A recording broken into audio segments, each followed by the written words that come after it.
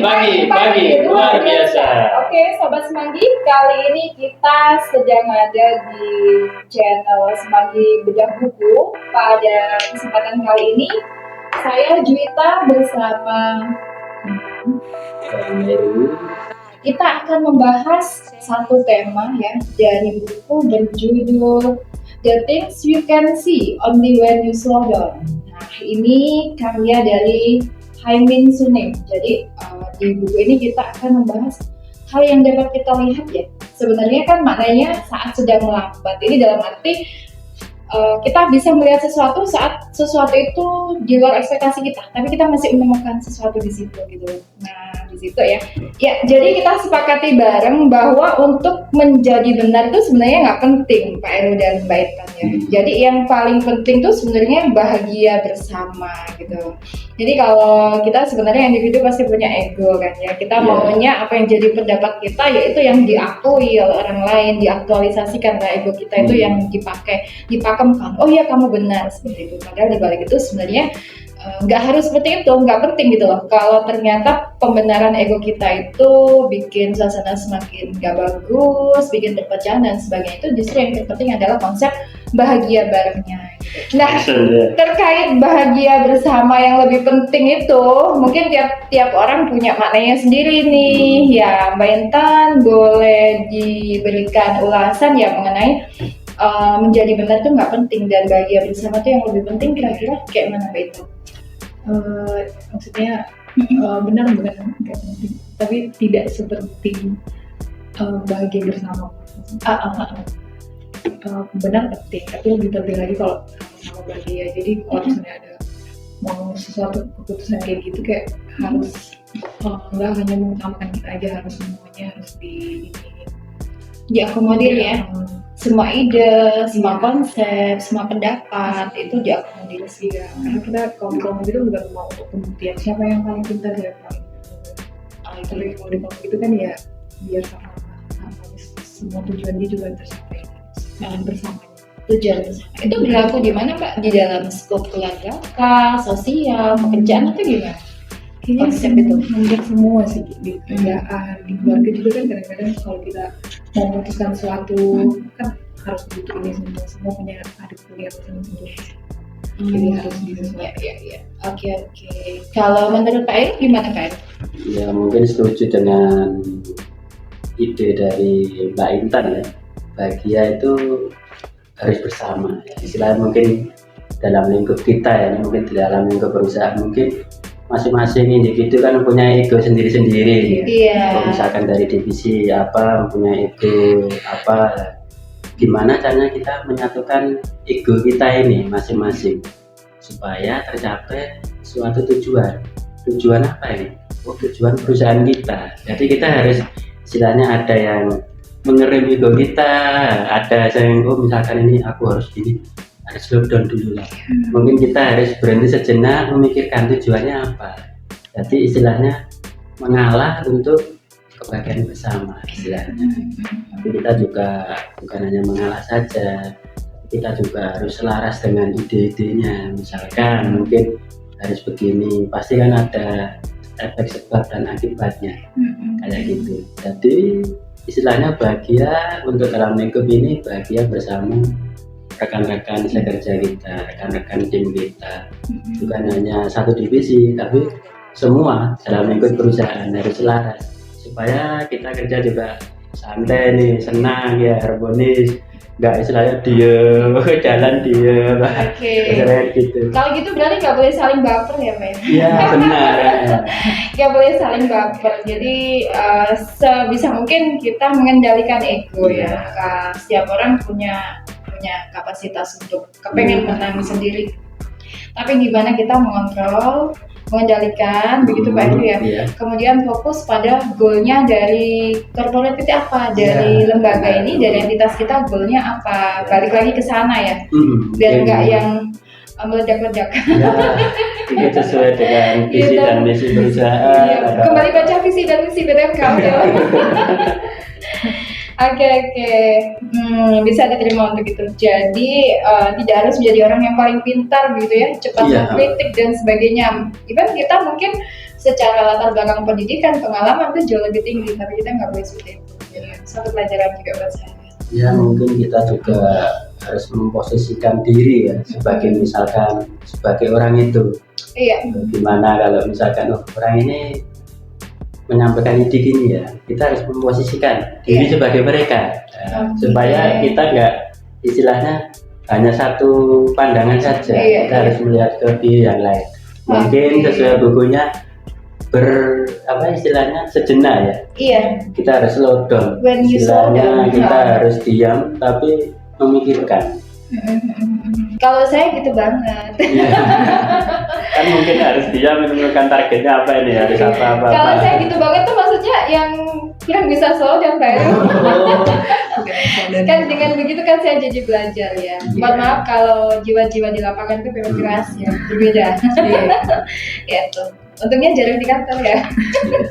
Ada suatu statement ya, menjadi kritikus itu mudah, tetapi jika pengkritik mencoba menjalankan operasi ya, dia segera mengerti gitu loh bahwa tidak ada yang semudah pengkritiknya. Nah, kritik tanpa solusi itu hanyalah penggelembungan ego si pengkritik gitu. Jadi mungkin netizen julid kali ya Pak di sini. Netizen julid ya. Jadi mudah banget loh orang komen gitu ya, tiba-tiba sudah yang viral aja gitu ya. Semudah itu ya. Itu padahal sebenarnya tidak semudah itu untuk menjadi orang yang dikomen gitu nggak sih? Kalau menurut aku kita itu nggak bakal pernah tahu rasanya kalau memang benar-benar belum merasa di posisi itu. Mbak Intan pernah di posisi apa nih? Kayaknya di pengalaman pribadi deh. Iya. Jadi harus bisa memposisikan diri tadi ya, kayak yang disampaikan Mbak. Gimana sih kalau saya di posisi dia gitu? Jadi kita lebih peka gitu ya. Ada statement juga bahwa orang yang berkuasa seringkali hanya dikelilingi oleh orang-orang yang diam, membantu atasan mereka merasa penting dan luar biasa. Jika orang-orang di sekitar Anda selalu setuju dengan Anda, kemungkinan besar mereka adalah oportunis, bukan loyalis. Saya bisa diterjemahin nggak sih oportunis dan loyalis ini gimana sih perbedaannya terhadap seorang pimpinan gitu ya, seorang figur pimpinan?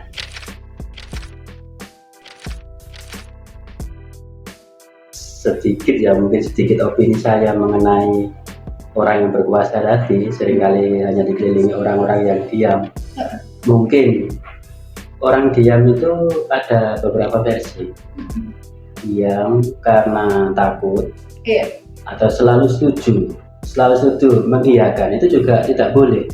Karena ketika selalu mengiyakan itu belum tentu yang diarahkan itu selalu benar. Kita harus berani untuk memberikan masukan istilahnya, bukan menentang ya, bukan tidak loyal, tapi kita harus memberikan perspektif berbeda dari mungkin dari atasan atau bagian lainnya ya mungkin, supaya nggak terlalu oportunis disuruh A harus A, disuruh B harus B.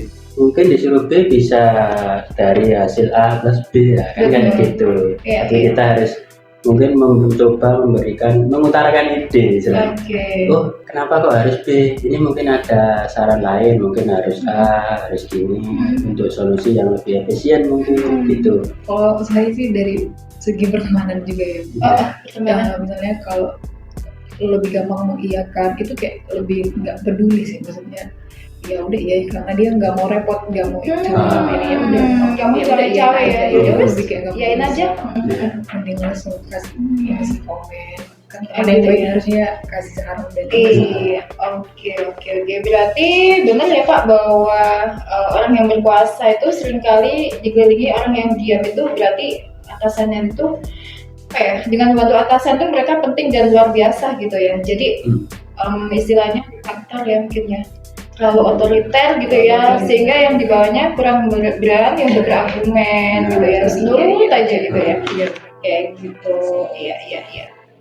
Tapi yang kita harapkan kan yang loyal ya, itu jangka panjang. Jadi dia care, kayak yang Bintan bilang ya, ngasih masukan dulu. Berarti kan dia ada ini ya, ada effort untuk memikirkan gimana nanti kalau diputuskan begini sama atasanku, aku kasih masukan dulu lah, aku kasih pandangan lain seperti itu gitu ya. Berarti itu baru dikatakan loyal gitu. Kalau yang tadi itu dikatakan ketakutan ya Pak, bukannya loyal ya. Pokoknya apa-apa yang diminta udah diturut aja daripada Iya. resiko. Nah, seperti itu. Oke. Berarti WL ini juga ke demokratis ya, lebih Nah. demokratis, lebih mau mendengarkan bawahannya seperti itu. Nah, di sini juga ada statement bahwa hanya ada yang tahu kekurangannya dan ada yang tidak. Jadi kita itu nggak sempurna sebenarnya gitu ya. Setiap orangnya ada kekurangannya gitu. Nah, Jika seorang terlihat sempurna itu karena Anda tidak mengenal orang itu dengan baik gitu ya. Jadi wajar ya. Memang kita manusia nggak ada yang sempurna teman-teman gitu ya. sempurnaan hanya milik Tuhan. Iya, hanya milik Tuhan. Oke. Nah, jangan mencoba membuatnya sempurna, sebaliknya buatlah itu menarik gitu. Jadi saran perancang interior, apakah Anda ingin bahagia atau ingin terlihat bahagia? Gitu, manipulatif nih Iya. bahagianya gitu kan. Jadi jangan pedulikan apa yang dikatakan dunia agar Anda lakukan untuk menjadi bahagia gitu. Nah, jujur pada diri sendiri dan temukan apa yang sebenarnya Anda inginkan. Untuk nggak pura-pura bahagia, karena pura-pura bahagia itu capek. Iya benar-benar. Kalau yang sekarang yang aku lihat ibu kayak medsos ya bu, sekarang kan kayak global ini update ini. Yes. Malah gue lihat teman-teman juga kalau update kayak supaya dilihat. Iya, pakai Terus barang mereka branding, holiday ke luar negeri, kayak gitu-gitu ya. Sebagainya cuma ya untuk di like, di komen gitu aja. Yes. Aku sih enggak sih. Setelah itu mereka udah jadi cari kebahagiaannya itu dari medsos aja. Jadi aku harus gini nih supaya upload di medsos. Terus dia ngejalanin terus akhirnya ya enggak bahagia. Semacam mereka itu memang butuh pengakuan Iya, ya. benar. Orang yang kurang diakui aja. mungkin di kehidupan nyata, sehingga mereka butuhnya pengakuannya di situ. Iya, benar. Gitu. Berarti itu ya kita jangan coba untuk hidup jadi sempurna ya. Gitu ya. Nah, menurut saya itu ke lebih apa ya istilahnya kayak posting di sosmed itu mungkin kita melihat bahagianya mereka itu kayak gitu Banget. ya, mungkin ada sesuatu yang Aku banget. merasa oh, ini perlu diposting di sosmed, mungkin ada sesuatu hal di balik itu, kenapa kok mereka posting di sosmed. Misalkan jor-joran nih kayak branded, mungkin posting sosmed juga bisa mungkin posting iklan Yes, perusahaan iya. kita ya kan, Iya. kayak Udah gitu dipanggil kan, posting. iya kan termasuk rebranding ya istilahnya. Iya, Mungkin iya. bagiannya kan kayak gitu. Kalau menurut saya ini tidak menghiraukan, misalkan ini kita nongkrong di kafe, kita foto kayak gitu ya. Yang penting terserah estetik ya, mereka. yang penting Iya. estetik ya. Ya mungkin bagiannya itu karena sebenarnya kita nggak mungkin ya orang-orang yang posting story itu nggak butuh like, dia memposting, memfoto, mengupload itu bagiannya mereka. Kalau butuh, Jadi momennya gitu. kalau butuh sih ini ngurangin memori di HP. Iya. Aku ya. Kayak bisa disimpan. Kedua, Oke. nggak mau traffic aku turun gitu. Iya. Misalnya follower aku udah 10.000 sekian gitu kan bisa turun Iya, tuh ada. Mbak Intan. Iya. Maka aku rajin ya, maksudnya dalam sebulan berapa kali aku update reel, update postingan, event itu acara kerjaan, Iya, pribadi benar, gitu benar. sih. Ya, Makanya bisa membahagiakan diri sendiri lah. ya iya aku Terserah apa iya, kata iya. netizen-netizen. Iya. Ya, oke. Jadi pilih kebahagiaan bukan kesuksesan ya sebagai tujuan hidup Anda. Padahal kita bentuknya harus sukses loh. Sukses dan Nah ini, bahagia. ini kontras nih. Jika Anda menjadi sukses tapi tidak bahagia, lalu apa gunanya? Kalau saya memilih sukses dan bahagia, iya. Kalau bisa dua-duanya. Gimana? Setuju gitu atau harus mana yang didulukan Pak? Bahagia dulu baru sukses atau sukses dulu baru bahagia? Ya tergantung apa ini. Kita kan kita manusia punya patokan ini. Sukses itu dalam bentuk apa? Iya. Ya, lebih baik kita bahagia dengan apa yang kita capai saat ini, pencapaian kita saat ini supaya dapat step by step untuk menuju kesuksesan. Soalnya kalau goalnya terlalu tinggi sukses, mikir sukses, nanti juga nggak bahagia, nggak bisa menikmati, nggak Iya. have fun lah. Lebih Iya, baik kita iya. syukuri Dinikmatin. sekarang kita mempunyai apa, di Betul. mana dan berada di mana. Itu Iya. seperti merupakan Iya. kebahagiaan tersendiri sih. Karena ya Pak. Iya. Jadi profesional memiliki bakat dan bidang keahlian mereka. Nah, jika kalian mencoba mengontrol atau memantau setiap detail, profesional tidak dapat bekerja dengan kapasitas penuh dan rasa terhambat ya. Jika menginginkan hasil terbaik, tonton dengan penuh minat. Setiap ketahuilah kapan harus mundur. Jadi sebenarnya itu dikembalikan kepada diri kita masing-masing sesuai bakat dan keahlian kita. Jadi ya benar kata Khairul tadi, kita cukup menerima, cukup berbahagia dengan pencapaian kita ya, sehingga lebih bisa menikmati. Jadi kembali yang ke slowdown lagi tadi ya, bahwa yang nggak harus ekspektasi tinggi, tapi kita sudah cukup bahagia gitu ya. Oke teman-teman, sampai ketemu di podcast kita selanjutnya, tentunya dengan tema dan materi yang jauh lebih menarik. Sampai jumpa. Semangat pagi. Pagi, luar biasa.